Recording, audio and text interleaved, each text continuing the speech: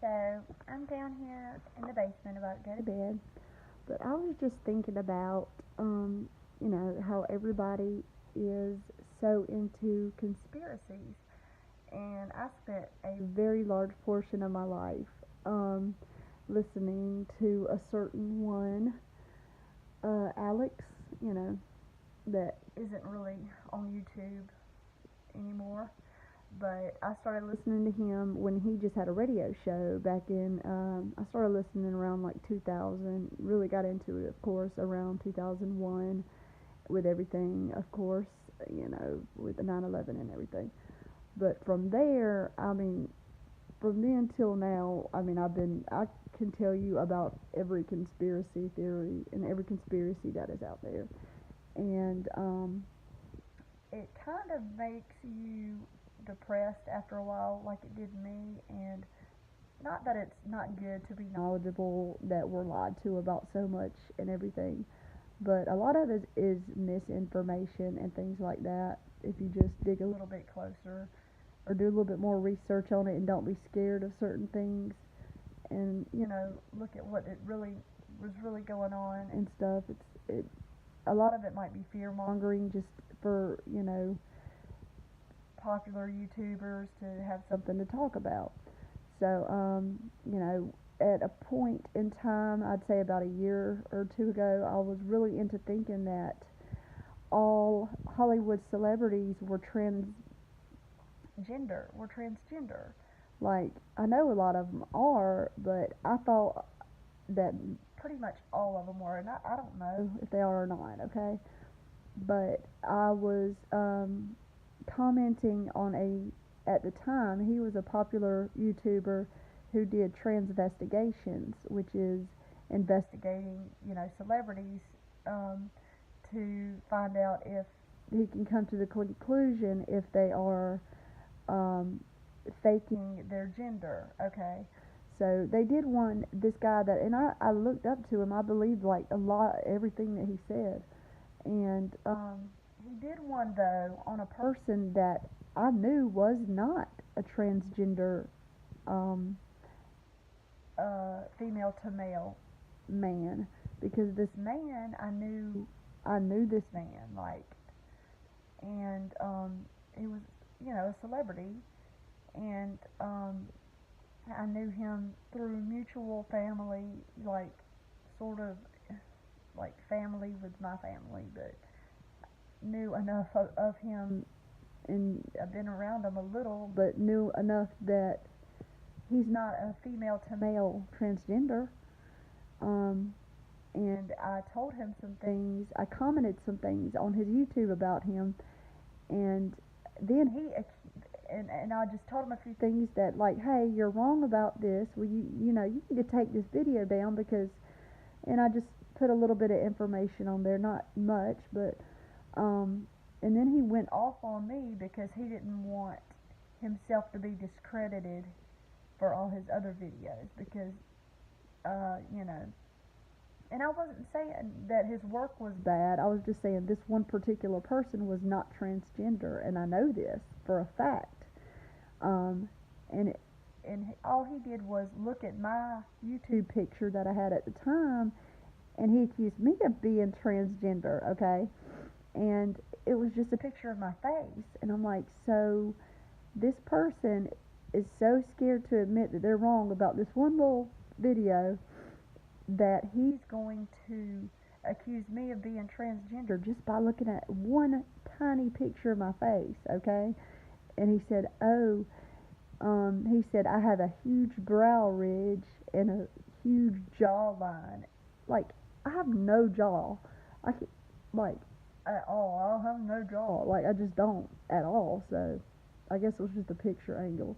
And, and it got me thinking, that if he's judging this one picture of me by this, I mean, if he's judging me on this one picture and us coming to the conclusion thinking I'm transgender, then a lot of his work that, a lot of it was just pictures, and, you can only tell a certain amount by pictures of celebrities, and some of them, like the beach pictures and stuff like that, judging by their skeletal frame and things like that, could really look like they could be transgender easily, like, and the things that they do to make them look like they have a little bit of waist to hip ratio, and the things that they go by like that, and they're if you're a woman, your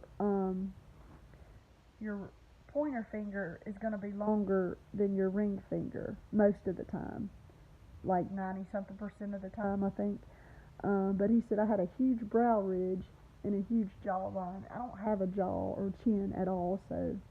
And then I posted a picture of I changed my YouTube picture to myself standing up, and then he deleted the whole comment. But anyways, don't get too wrapped up in these conspiracies like that, because some of them get too, uh, way too, like, they just start accusing everything of they get way too to the point where they're fear mongering, and fear is not a good emotion. It's negative emotion.